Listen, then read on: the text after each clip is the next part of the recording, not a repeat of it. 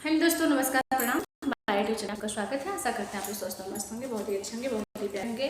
और हम सुनाने जा रहे हैं आप लोग को बहुत सुंदर, बहुत प्यारी, बहुत दर्द भरी गीत, बेवफाई गीत है। आप लोग जरूर सुने, अपना ढेर सारा प्यार से आशीर्वाद जरूर दें, कमेंट बॉक्स में अपनी राय दें, लाइक सब्सक्राइब शेयर नहीं किए हैं तो एक बार आप लोग जरूर करें। हमारे इस चैनल से आप लोग जरूर जुड़ें। अब तक उब गइले बा हमर मनवा,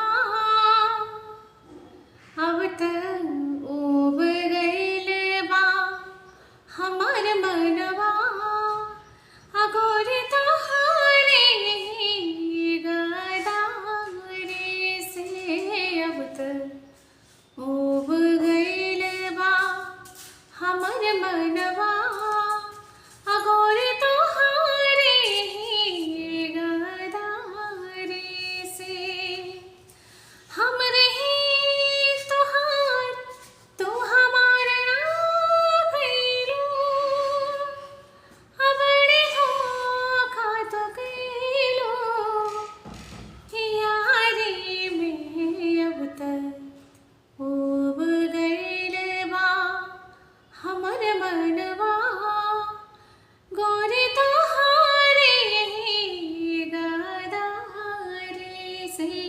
अब तक उब गइले बा हमर मनवा, गोरी तोहारे गदारी से। सितम या गम सब वफा मिलल, नजरिए के सब सजा देहल।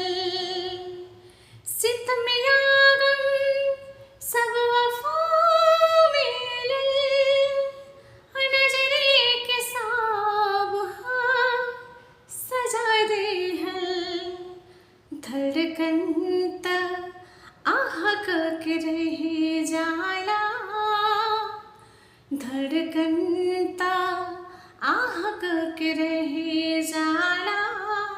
हाथ परे मम सिकारी के, हाथ परे मम सिकारी के। अब तक उब गइले बा हमर मनवा, अगोरी तोहारे गदारी से। अब तक उब गइले बा हमर मनवा, अगोरी तोहारे गदारी से। सब देखेले ना अब झेलल जाला, दिल से सबके हो अब खेलल जाला। सब देख लेनी अब ना झेलल जाला, दिल से अब सब के हो खेलल जाला। चाहे जे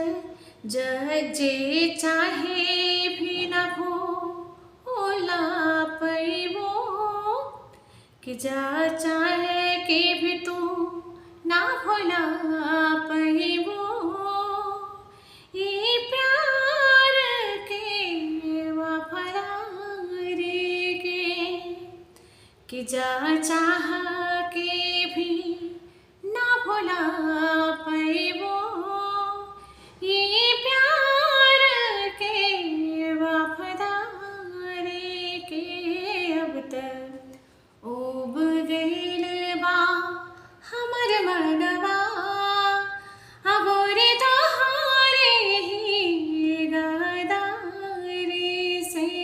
अब तक उब गइले बा हमर मनवा, गोरी तोहारे गदारी से। तो इस गीत को आप लोग जरूर सुनिएगा, अपना ढेर सारा प्यार सपोर्ट से बात जरूर दीजिएगा और कमेंट बॉक्स में अपनी राय भी दीजिएगा। लाइक सब्सक्राइब शेयर नहीं किए हैं तो एक बार ज़रूर हमारे चैनल से जुड़िए, लाइक सब्सक्राइब शेयर करें, कमेंट बॉक्स में अपनी राय भी दें।